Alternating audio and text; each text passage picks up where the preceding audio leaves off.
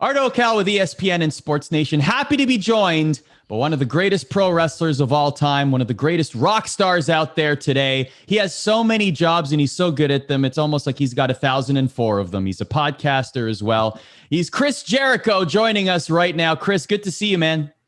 I've been doing press all day and you don't really know, you just kind of click on this link, click on that link. And I was pleasantly surprised to see you, Arda. So it's always good to see an old friend when you do these shows. So I feel like the first time we did an interview, you were about to get your very first tattoo. I think it was in Toronto. I think it was the Fozzy tattoo on your, that's Tattoo Rock Club. That was a great venue. I don't know if it's probably not there anymore, but it was a great venue for the time. You could go play a rock and roll show and then get a tattoo either right before or right after. So you're here, obviously, on behalf of AEW. Blood and Guts is next week on May 5th. I would love to hear your thoughts. The pro wrestling industry is always very interesting, especially for people who love wrestling or who are in wrestling, etc. But I'd love to hear from you as somebody who now is working with AEW. AEW's been on a tear lately. It's been very hot. The pro wrestling landscape is literally changing in front of our eyes. But for someone like yourself, who's been in wrestling for so long, for decades, you celebrated your 30-year anniversary. You've been everywhere. You've done everything. How would you describe the pro wrestling landscape in 2021?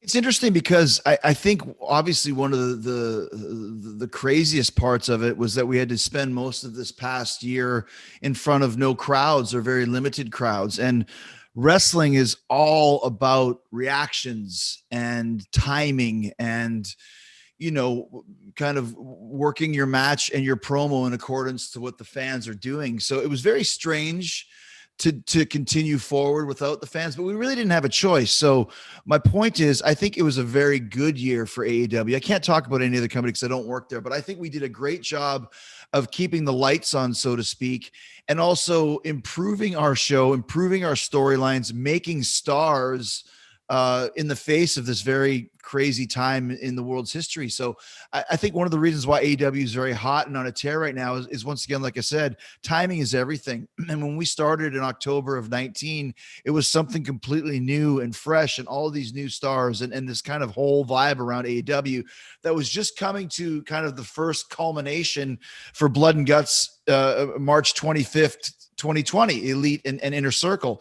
When the pandemic shut that down, we kind of had to go to a reset. And I think now we've done a great job in rebuilding our storylines and our company and all of these new stars that are popping out, along with one of the hottest angles in pro wrestling over the last few years of the Inner Circle and the Pinnacle to lead to Blood and Guts. So we're kind of right back to where we started in March of 2020, where we left off, shall I say. And here we are in May of 2021. And like I said, it's like there's a great genuine buzz around AEW for all of these factors, plus a few others. What excites you personally about AEW? Just the newness of it. The fact that I was one of the tent poles in growing this company from scratch. If there was no AEW, I don't know if I'd still be wrestling, to be honest with you, because I kind of felt like I'd done it all. And what more do you have to do? And there's really no any more challenges creatively, mentally. When AEW came around, there's a whole new challenge, and to build this company, to build these stars and to get this thing rolling and to see what we've done in the past 18 months, even with all the, adversity that was thrown at us. I'm very proud of it and very excited to be a part of AEW and want to be here for a long time. So obviously, sports fans will know the name Tony Khan, the Khan family, obviously the Jacksonville Jaguars and Fulham FC, the Premier League team. And obviously, he's a very passionate wrestling fan, working well with AEW and creating that from the ground up. And you've worked with all of the big promoters and big executives in pro wrestling, right? A lot of people are making comparisons. I'd love to hear from you as someone who's worked with both extensively. What would you say are the leadership differences between Tony Khan and Vince McMahon? I mean, age is the number one factor. I think there's a 40-year difference between Tony and Vince. I bet you when Vince was Tony's age, he probably had the same relationship with, let's say, Hulk Hogan that I have with Tony right now. We're really good friends. We bounce ideas off each other. We challenge each other. We like to hang out after the show. he's just a good guy to be around. And not that Vince isn't, but there's an age gap. You know, I'm kind of in the middle of Tony Khan, Chris Jericho, and Vince McMahon, so I relate to both sides. But I just think that Tony, it's hard to really put a word on it. Maybe because Tony grew up differently from Vince, there's not that same chip on his shoulder that Vince has. We all know Vince has a real kind of, oh yeah, type of a spark to him, where Tony treats the wrestling business much more that I'm assuming he treats the football club, the soccer club, if you want to use that term. I think there's a much more personable approach that Tony has, and he's friends with the roster, whereas Vince is not. But I bet you, 35 years ago, Vince was friends with a lot of the roster as well. So I think maybe that is I don't know if I'm explaining it properly, but I think just the generational gap is the difference. And I had a great relationship with Vince. I have a great relationship with Tony. I enjoyed spending time with both, but you didn't really catch Vince off guard. You didn't catch Vince not being Mr. McMahon. That's very hard to do. Tony doesn't have that vibe to him. You don't have to wait outside his office for 3 hours to see him. You don't just see him at gorilla position. He's around, he's out and down, he's up, he's all over the place. He reminds me of what Vince was like when I first started in WWE, where he was eating and catering with the guys.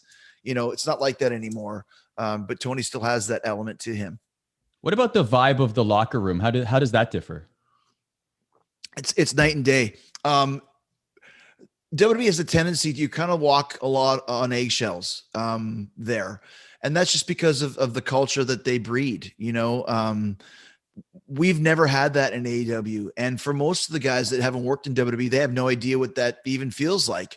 The guys that come from WWE to AEW are like, oh my gosh, I can't believe the difference. I mean, Christian and Paul White are experiencing that now. Same thing that Hager and Moxley got right off the bat. And, when we got FTR and we brought over Brody Lee, and God bless them, all those guys that came over from there, Miro, they're like, they can't believe just the difference. And I think it takes a while to realize. I remember when Miro first had it, he'll tell you the story, his very first promo, I said something about grab the brass ring and shove it up your ass or something. He goes, I can say that? I said, yeah. He goes, should I? He goes, ask for forgiveness, not permission. I said, no, it's not that at all. You can say whatever you want. There's no real rules. Just go out and be you. And if you want to say something, say it. Just make it intense and make it mean something. And that's a huge difference in that we are expected to be pros. We are expected to be creative, and we're given the freedom to do so.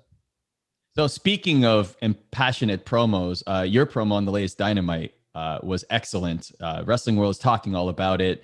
Inner Circle, Pinnacle, in the ring, and you are delivering this impassioned speech to MJF. Like, does that encapsulate exactly what you're saying there? Like, can you take us into the inner workings of that promo? Into which promo? The one that just aired on Wednesday. Well, so here's the thing, and I've said this quite a bit today. I think a great gimmick match should be a product of the story, not the other way around. The story shouldn't come from the gimmick match. The story should lead into the gimmick match.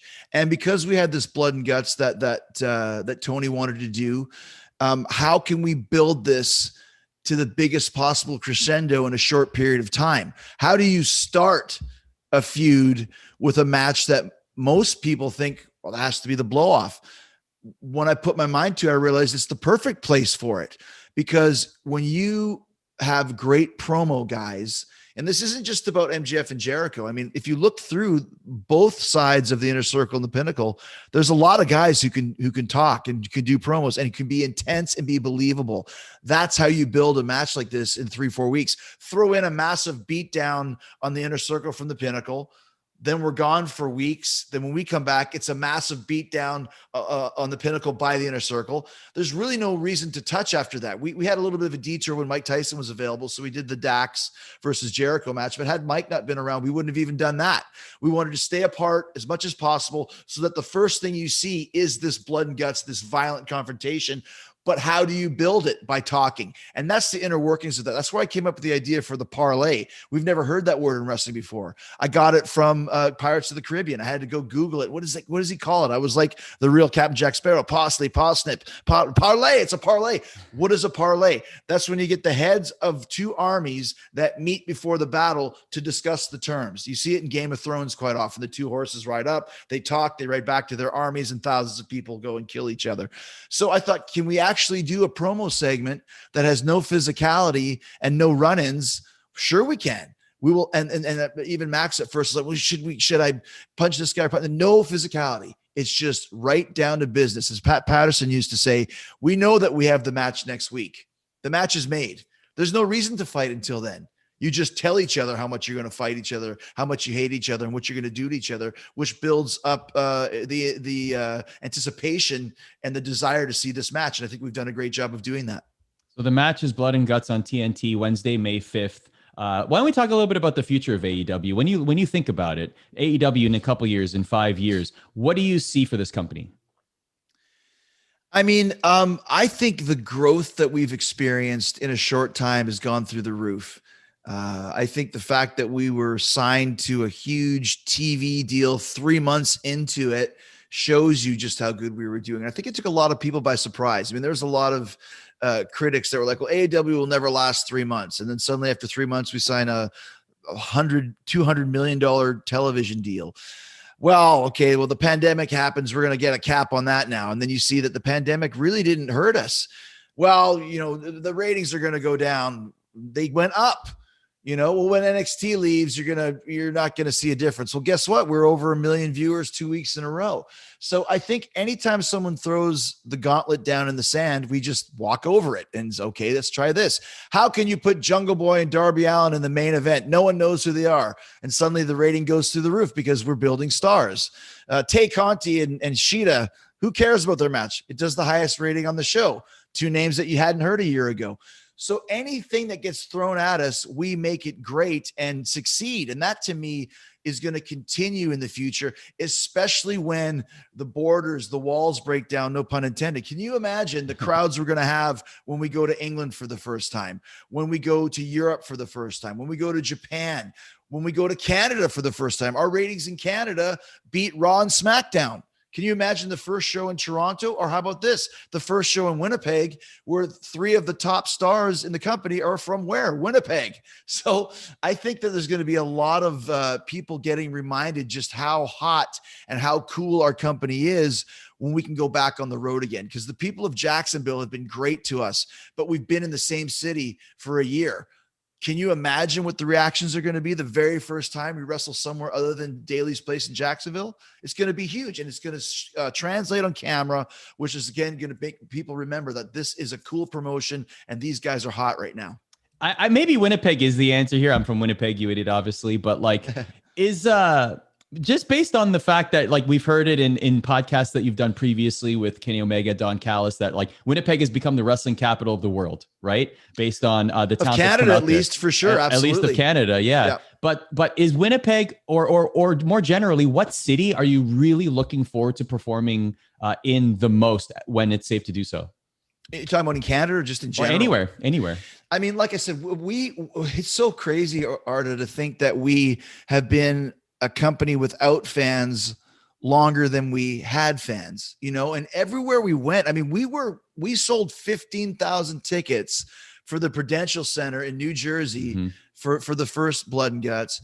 And the reason for that was to show New York City just how popular and how big we are. Cause I think there's the Barclays Centers and the Madison Square Gardens were like, well, the WWE can't even sell out. What are you guys going to do? Well, here's what we're going to do. We'll sell 15,000 tickets 3 miles down the road. You want us now? So I think there's that element. And LA is always a great wrestling town. Dallas, Houston, we did a little bit of Texas shows. Detroit is great. Canada, I mean, I can't wait to come to Toronto and Winnipeg. I can't wait to go to London.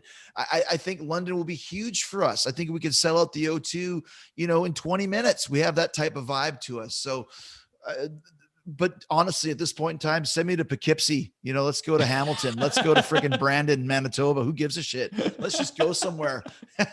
You know what made me laugh is I was looking at the Fozzy tour dates, and one of them was Sheboygan, and I was like, how perfect is funny, that? Yeah. That's always been my go-to, is kind of the small town area of Sheboygan, Wisconsin. And have you played Sheboygan before? I think we did some kind of like everything up there is like a bratwurst festival. It's like bratwurst days in Sheboygan featuring Jackal and Fozzy or something like that. So I think we played some kind of brat festival there. So there he is, Chris Jericho, joining us on ESPN and SportsNation. AEW Blood and Guts is on TNT on Wednesday, May 5th. Chris, thanks for joining us, man. Yeah, man. Always good seeing you. I'm excited to come to Canada again one of these days. And in the meantime, we got some great stuff coming up every week on Dynamite. So it's going to be great to, like I said, finally get back on the road again and see your smiling face in person.